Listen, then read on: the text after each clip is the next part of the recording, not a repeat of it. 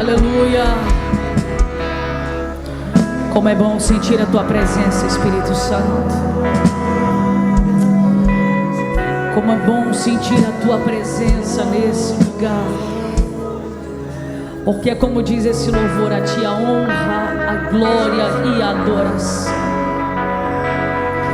Porque tu és digno de tudo, Senhor, de tudo, de tudo, de tudo, de tudo.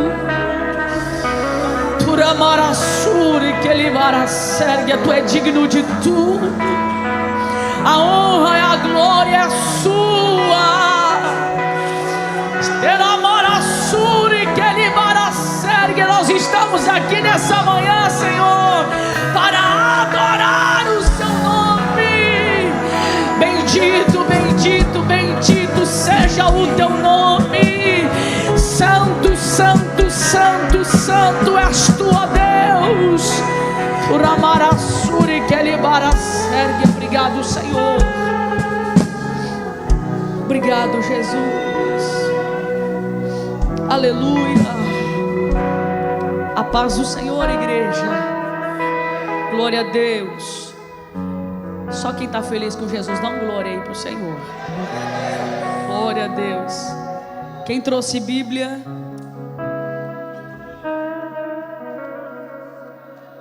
Os crentes pentecostais já chegaram aí? Eita, aleluia. 2 Reis, capítulo 19, e o verso de número 19. Glória a Deus. Grande és tu, ó Deus. Eu sinto a presença de Deus aqui, irmãos. Aleluia. 2 Reis, capítulo 19, verso de número 19.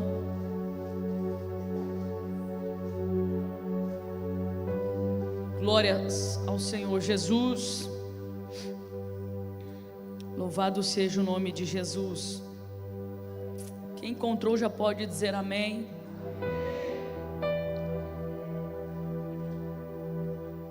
Diz assim o Senhor: agora, ó Senhor nosso Deus, salva-nos dos assírios, para que todas as nações do mundo fiquem sabendo que só tu, ó Senhor, és Deus. Aleluia.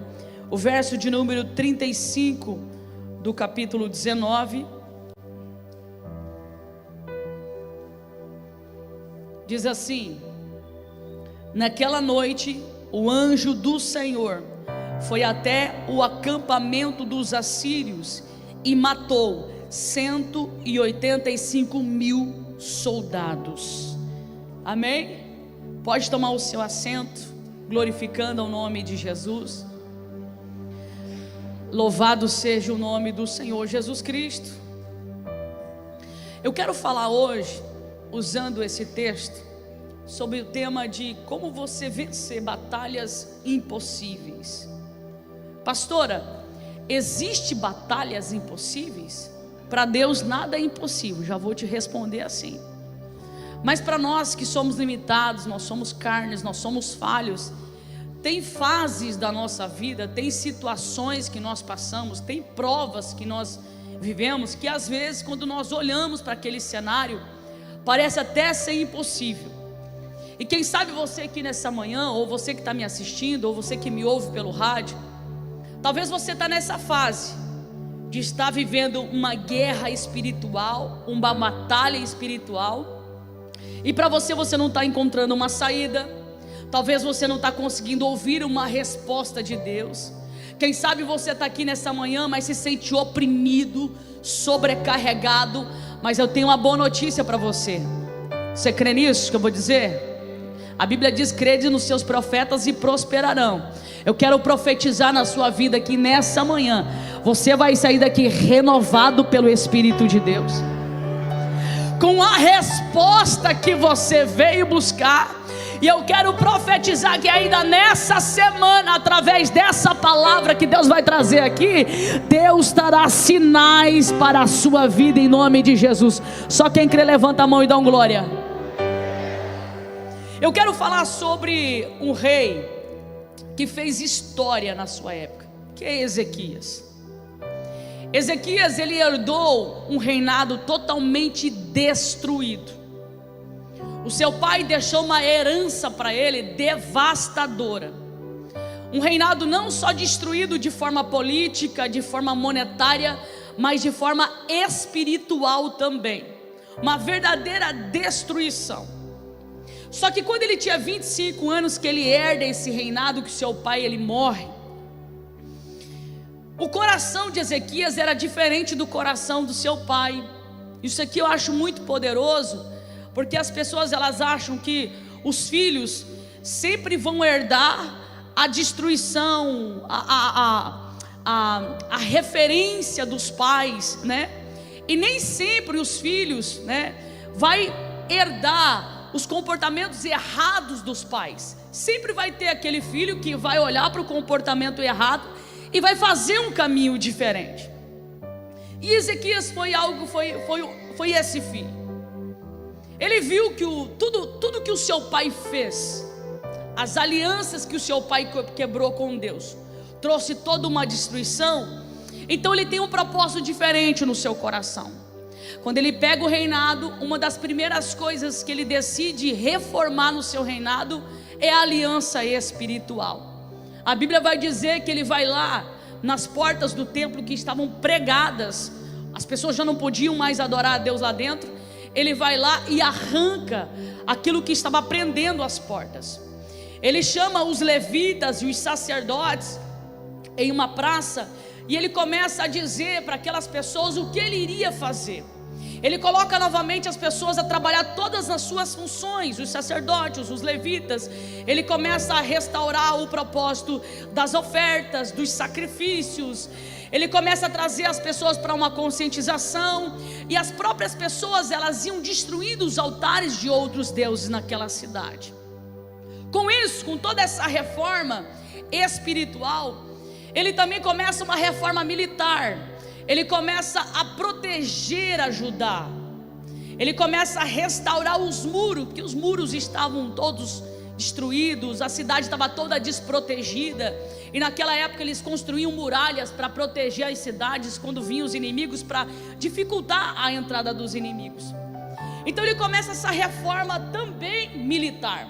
E isso começa a trazer uma segurança para o coração das pessoas. As pessoas elas voltam a adorar a Deus, e uma grande prosperidade começa a pairar dentro daquele reinado. Só que Ezequias também toma uma decisão. Naquela época existiam os assírios, que era como se fosse assim, um país grande para cuidar de um país pequeno. Esses países pequenos, um exemplo, tá? Eles tinham que pagar para esses países grandes para poder proteger os países pequenos. E Judá, Israel, Jerusalém eram esses países. E na época, o pai de Ezequias, ele fez essa aliança com os assírios, como uma aliança de proteção. Só que essa aliança trouxe toda essa destruição que eu disse aqui para vocês. E Ezequias, ele está tão encorajador, ele está tão ousado, tão cheio da presença de Deus, com tudo aquilo que ele estava fazendo, e ele estava vendo uma resposta de Deus, que ele traz as pessoas para uma conscientização e diz assim: nós não temos que ter medo dos assírios, porque com ele estão o braço de carne, e conosco está o Senhor dos exércitos. Debaixo dessa palavra ele diz assim: olha, a partir de hoje eu vou cortar essa aliança monetária que nós temos com eles. Em contrapartida vai ter retaliação contra nós, mas nós temos que nos manter firme no propósito de Deus. Eu quero dizer algo da parte de Deus para você nessa noite. Escute, nessa manhã, acostumado a pregar à noite. Nessa manhã, se eu falar noite, vocês desconsideram. Eu quero dizer algo da parte de Deus para você nessa manhã. Nós somos como Ezequias. Fomos chamados para fazer a diferença no meio da nossa família.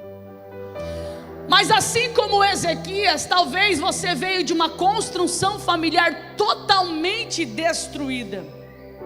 Talvez você veio de uma construção familiar de briga, separação, prostituição, destruição total. Mas no meio dos seus, Deus chamou você para fazer um caminho diferente. No meio da sua família, Deus levantou você para ter um casamento diferente do que o dos seus pais, dos seus avós.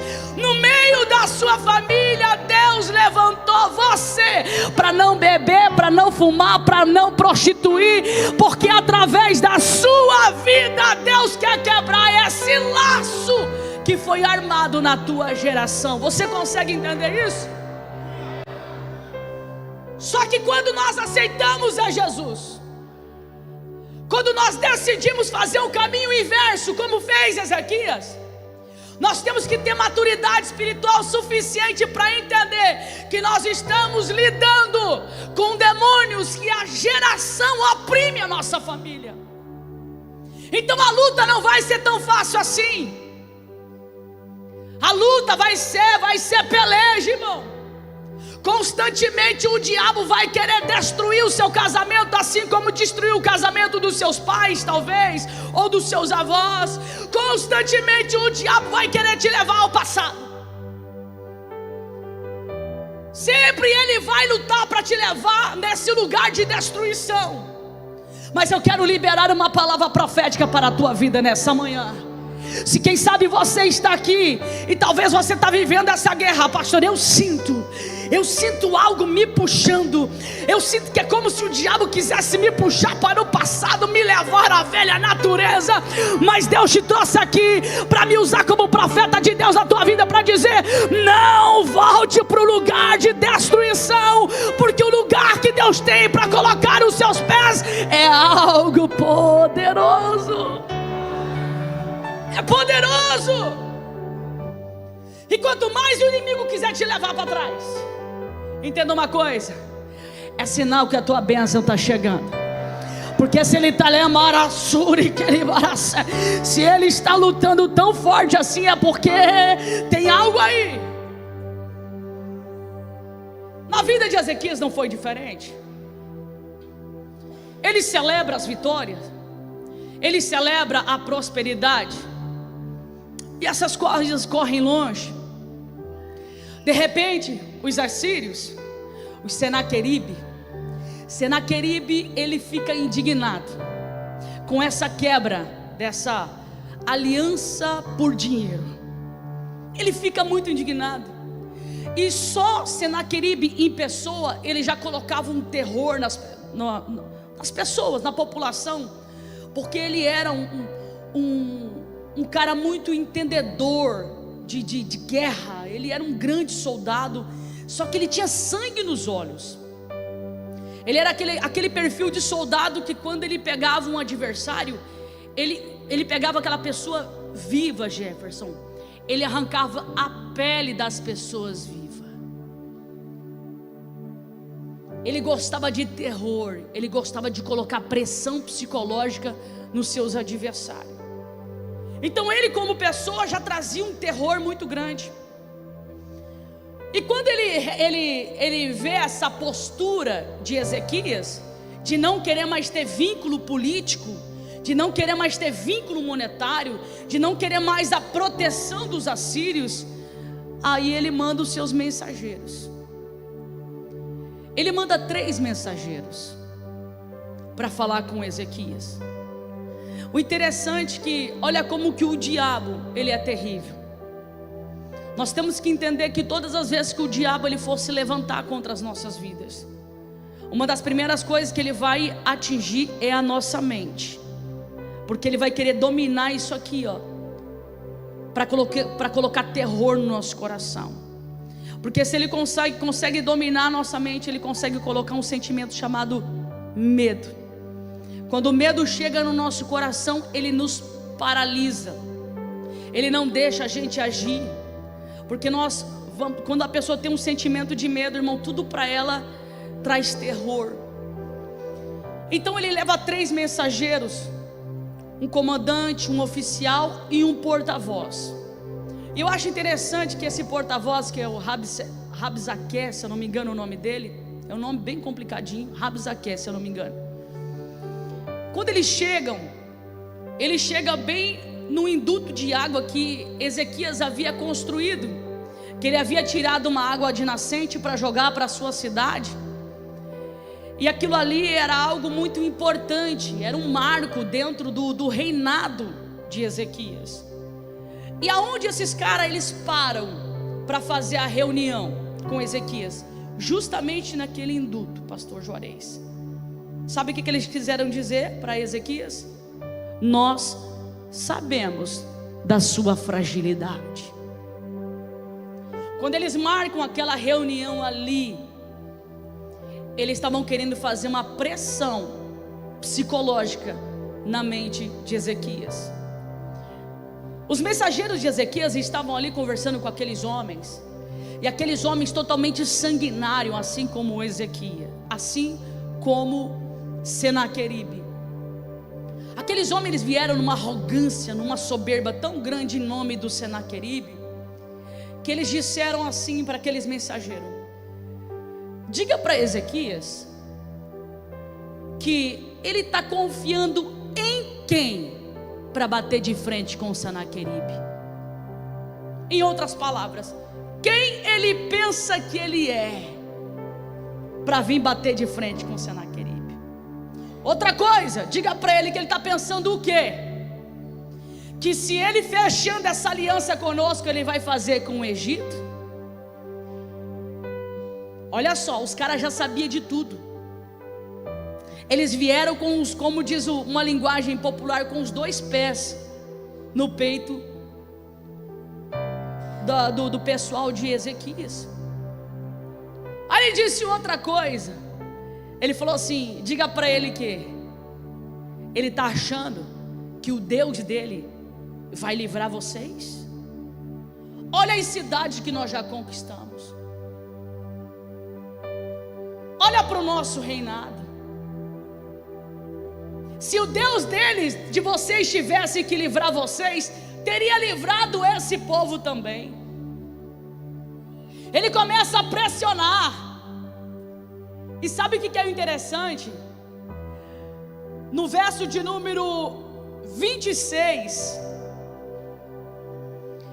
a Bíblia vai dizer que os representantes de Ezequias, ele fala para aqueles homens assim: falem em aramaico na língua de vocês que eu entendo.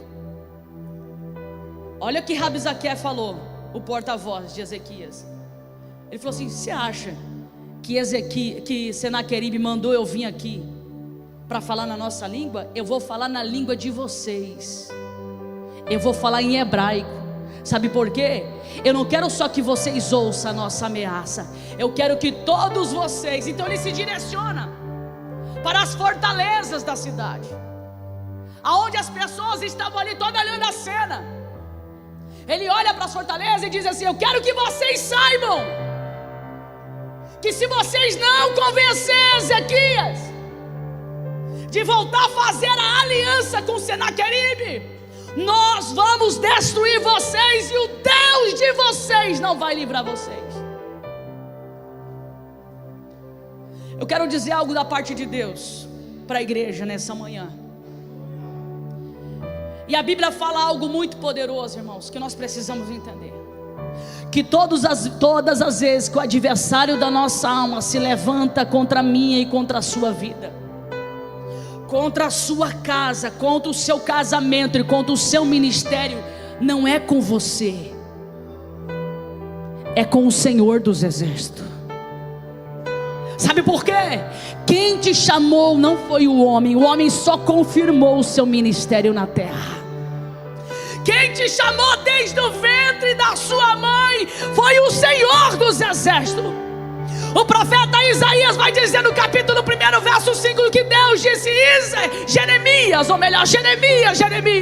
quando tu estavas no ventre da tua mãe, eu já te escolhi, eu já te separei para uma grande obra. Eu quero dizer para você, igreja, que quem te chamou foi o Senhor. Você não está aqui nessa manhã, você não está aqui na presença de Deus em vão. Foi Deus quem te chamou, e Ele é fiel e justo para vencer essa guerra por você.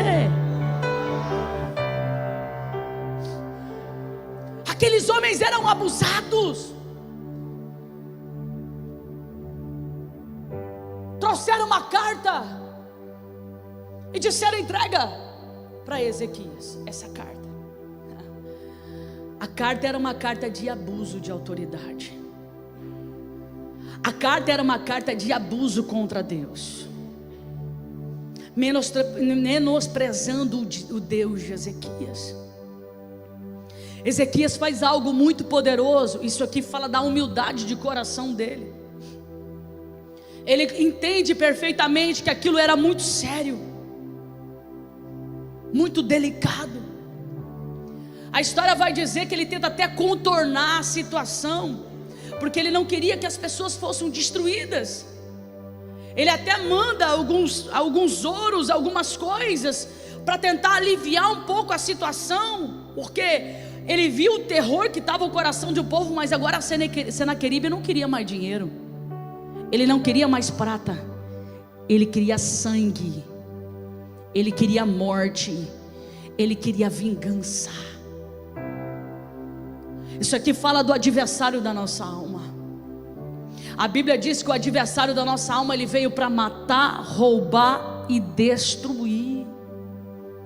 É por isso que a decisão que nós tomamos de servir a Deus, irmãos, a gente não pode olhar para trás. Sopre o vento que soprar, que se levante o gigante que for, nós não podemos sair do propósito de Deus. Não podemos. Ezequias faz algo muito poderoso, e aqui já entra acerca do tema: como que nós vencemos as batalhas? Quando você olha para esse cenário todo de destruição, Ezequias, ele não sabia o que fazer. Então ele pega aquela carta de afronta, e o texto vai dizer que ele vai orar ao Senhor, apresentar a Deus aquilo que estava acontecendo. Uma outra coisa muito importante que ele faz, irmãos, é conversar com o profeta Isaías. Ele manda dizer ao profeta Isaías tudo o que estava acontecendo, e ele pede uma ajuda espiritual ao profeta Isaías. Isso aqui fala sobre a gente se aconselhar com pessoas maduras, pessoas espirituais. Isso aqui fala, sabe o quê? Que às vezes, quando nós estamos numa guerra muito grande, nós temos que tomar cuidado com quem nós abrimos a nossa boca, com quem nós abrimos o nosso coração, com quem nós falamos os nossos problemas. Porque se o outro lado não tiver maturidade espiritual, o que ele vai fazer? Ele vai te inflamar mais, é capaz de te empurrar para dentro de um buraco. Mas quando você conversa com alguém que é espiritual, ele sempre tem uma resposta que vem do alto para o seu coração. Você acredita nisso? De um lado está Ezequias orando, falando com o Senhor, dizendo: Senhor, o que é que eu vou fazer? De um lado está Ezequias falando aquilo que nós lemos aqui na abertura do culto. Ele profetiza, ele diz: Senhor, salva-nos dos assírios. Olha a oração dele: para que todas as nações saibam que só o Senhor é o nosso Deus. A oração de Ezequias não é essa: salva-nos para que as pessoas saibam que eu sou homem de Deus ou mulher de Deus. Não. A oração de Ezequias não é essa: salva-nos porque senão eu vou ser envergonhado no meu reinado. Mas não, a oração dele diz: Senhor, salva-nos dos assírios, porque assim todas as nações saberá que tu és o nosso Deus. Posição de reconhecimento, de humildade. E do outro lado, profeta Isaías clamando também. Só que daí, isso aqui é muito poderoso, que no meio da guerra, se você não tiver uma vida de oração, você fica como um cego. Você não consegue enxergar o que Deus tem para a sua vida. Você precisa entender uma coisa: você não pode negar os seus valores. Ezequias não podia voltar atrás. Ele já tinha feito toda uma reforma no seu reinado. Ele não poderia dizer assim por medo, simplesmente dizer assim: então tá, eu vou voltar, eu vou ser como meu pai era, e vai ser como era antes, e tá tudo bem. Não. Ele manteve uma postura espiritual. Eu quero dizer para a igreja nessa manhã: não importa a luta que você estiver passando, você não pode negociar a sua chamada. Não pode. Não pode. Você não pode negociar a sua fé. Quando está tudo bem, você está sorrindo, você está cantando. Quando as coisas estão ruins, você está bebendo, você está se prostituindo, você está vendo pornografia, está falando mal da vida dos outros, está julgando de forma precoce a vida dos outros. Nós não podemos ter essa dupla personalidade espiritual. Nós temos que ter uma vida constante com o Senhor. Se é o caminho que nós escolhemos com o Senhor, é nesse caminho que nós vamos ficar. Se está tudo bem, eu estou na igreja. Se não está bem, eu estou no mundo. Se está tudo bem, eu estou na igreja. Se não está bem, eu já fico em casa. Não quero mais ir para a igreja. Falta de maturidade espiritual. Como que se constrói essas maturidades, pastora?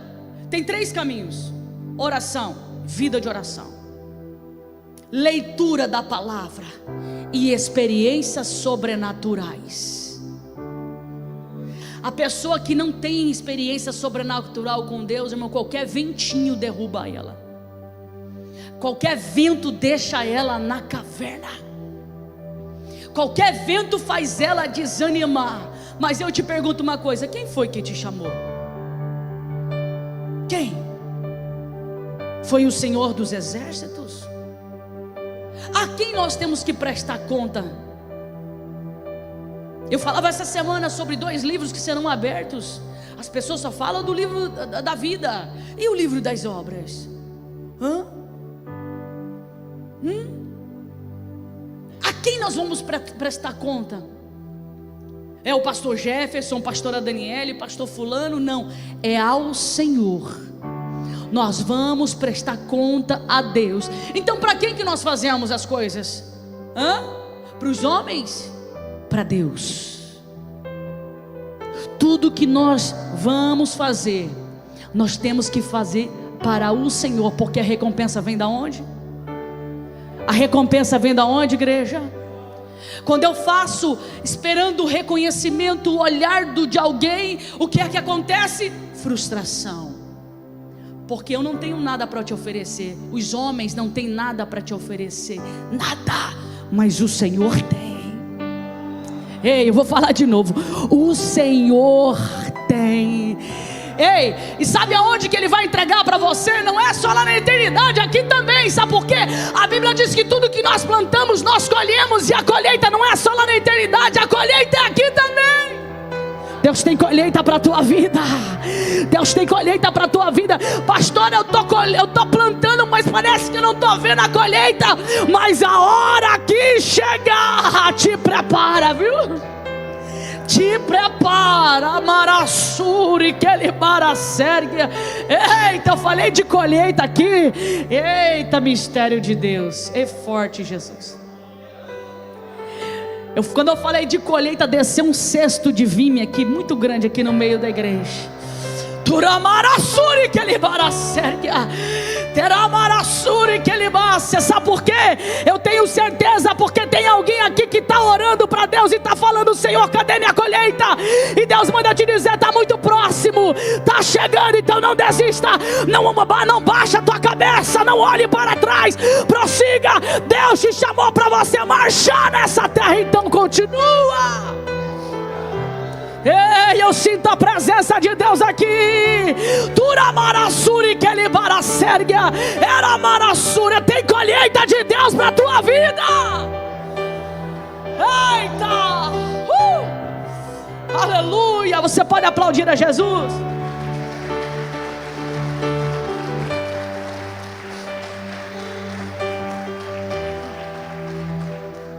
Olha a colheita de Ezequias. Ele clamando com as cartas de afronta, coração quebrantado. Do outro lado o profeta orando. Paulo, Deus visita o profeta. Oh, irmão, é tão gostoso quando Deus usa alguém para falar com você, né? É ou não é? Eu estava ali antes de subir do altar, o diácono chegou: pastora, Deus manda eu te dizer assim, assim. Eu falei: oh Jesus, que delícia ouvir a tua voz. Sabe por quê? Tem coisas que você não fala nem para o teu marido, nem para a tua esposa, mas o Senhor está ouvindo, e Ele confia aos seus profetas. E quando você menos espera, os profetas vêm e profetizam. Isaías manda uma mensagem para Ezequias, e essa mensagem vai para você também nessa manhã. Deus usa o profeta Isaías e diz: diga para Ezequias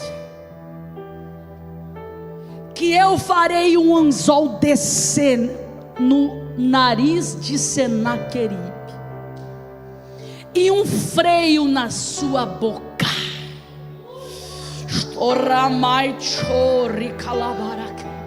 Sabe por quê, Ezequias? A luta que ele tem contra vocês não é contra vocês, é contra mim. O Senhor usa o profeta Isaías e diz: eu vou fazer ele voltar para o caminho da onde ele veio, e ele voltará desonrado, diz o Senhor. E mais, vou enviar um anjo lá no território deles. Vou promover um barulho. Olha como que Deus é tremendo. Vou promover um barulho, e o meu anjo ceifará a vida dos seus soldados. Ezequias, fique em paz, porque Senaqueribe voltará desonrado, e a sua vida será ceifada. Deixa eu dizer algo de Deus para você. Tudo que Deus fala, Ele cumpre. Não é no seu tempo, mas no tempo de Deus. E no tempo de Deus, Deus manda dizer para a igreja nessa manhã: Ele vai cumprir promessas antigas. Mas eu entendo também que quando o Senhor Ele dá uma palavra, essa palavra também é profética. E eu quero entender nessa manhã que essa palavra é para mim e para você nessa manhã. Deus está dizendo para nós aqui nessa manhã que hoje é a noite do anjo do Senhor visitar o arraial dos assírios que tem se levantado contra a tua casa, contra a sua vida, contra a sua família, contra o seu ministério. E Deus manda eu te dizer: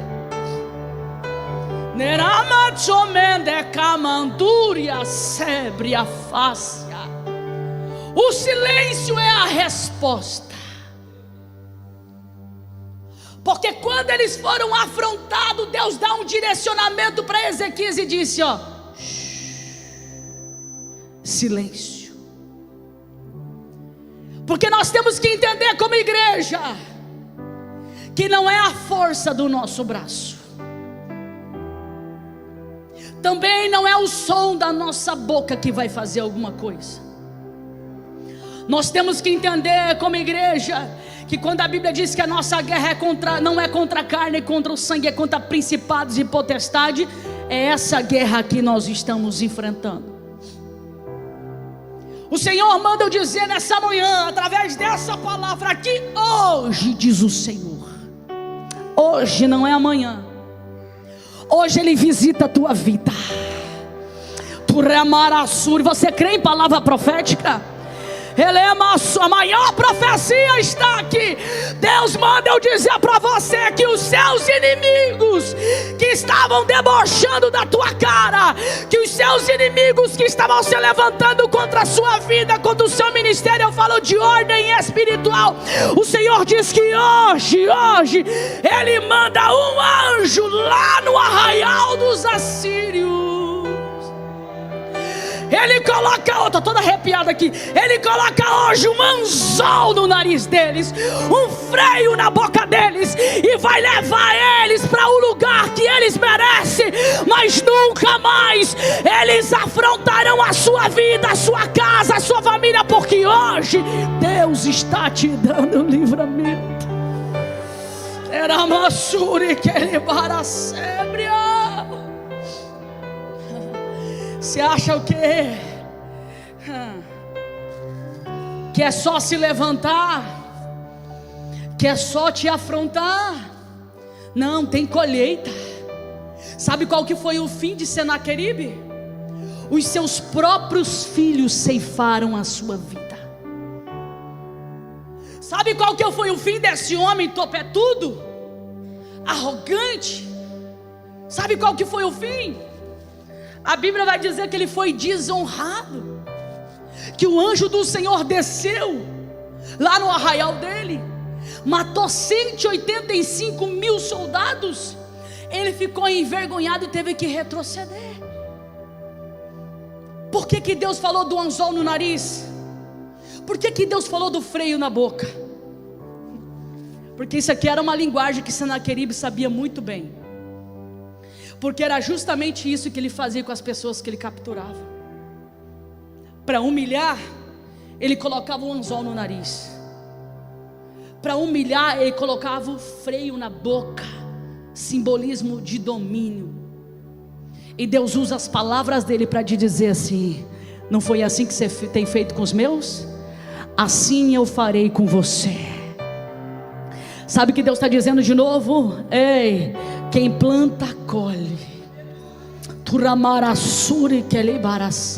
Descansa o seu coração, porque nessa manhã Deus está dizendo: essa peleja que você está enfrentando tem vitória para a sua vida nessa manhã, se você entender. O Senhor está dizendo: quer vencer batalhas que parecem ser impossíveis? Entenda os caminhos. Não é falando. Entenda os caminhos, não é discutindo ou seja qual for. Você está vendo uma guerra lá no teu casamento, na tua casa. Você percebe que falar não adianta? Então vá para o joelho. Entenda que isso é espiritual.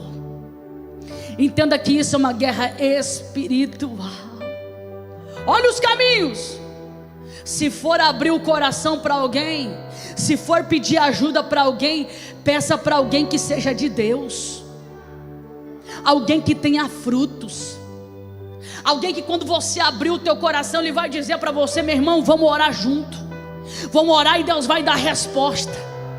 Quando você tem esses princípios, meu irmão, quando você menos espera, Deus usa os seus profetas. Às vezes essa pessoa mesmo que você pediu oração, que você pediu ajuda, Deus vai visitar lá na madrugada, vai dar um sonho profético, vai ligar para você e dizer: eu tive um sonho, Deus me deu uma palavra, Deus manda dizer isso. São caminhos como esse que nos levam à vitória. Só que o inimigo, ele tem encontrado as brechas na igreja, na terra. Que é o que, pastora? Batalha na mente. Batalhas na mente. Isso aqui é terrível. Principalmente se eu carrego uma insegurança no meu coração. Quando você olha, quando você lê toda a história de Ezequias, você vai ver que Ezequias, ele tinha uma confiança tão grande em Deus, que isso que foi a base da sua conquista. E o que é que nós vemos hoje nesse século? Uma insegurança tão grande das pessoas. Insegurança, medo. E esses são os sentimentos que te aprisionam, o que te adoece.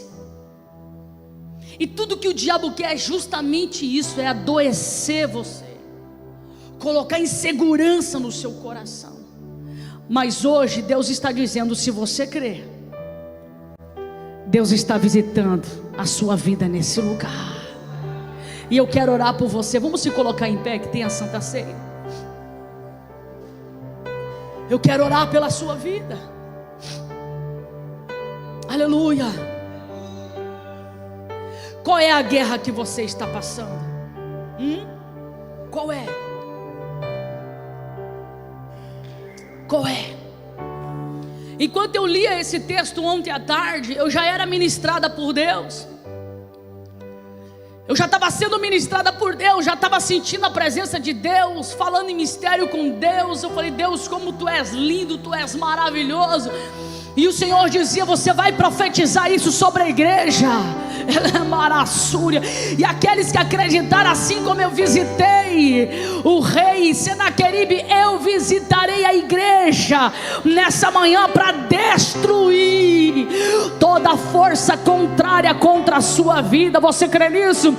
Deus vai destruir toda palavra de retaliação, toda seta enviada contra a tua vida no mundo espiritual. Deus vai destruir nessa manhã. E não é só para você que está aqui, você que está me assistindo. Deus vai destruir toda a opressão sobre a tua vida nessa manhã. O medo, a culpa, o terror que está no teu coração, o medo de não conseguir vencer, o medo de não conseguir construir, o medo de não conseguir avançar, o medo de não conseguir dar o primeiro passo. Deus está dizendo para você que nessa manhã, Deus Ele vai colocar por terra, por terra, por terra, por terra, porque tem vitória de Deus sobre a tua vida. Deus vai na frente, abrindo caminho, quebrando as correntes, tirando os espinhos, ordena os anjos para contigo lutar. Ele abre as portas para ninguém mais fechar. Ele trabalha para quem nele confia, caminha contigo de noite ou de dia. Erga suas mãos, sua bênção chegou. Comece a cantar.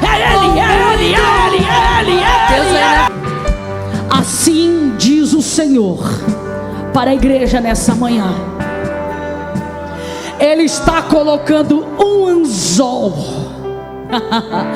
no nariz desses demônios que têm se levantado contra a tua vida, demônios que têm lutado para tirar você da presença de Deus, demônios que têm lutado para tirar você do propósito de Deus, para entristecer o teu coração.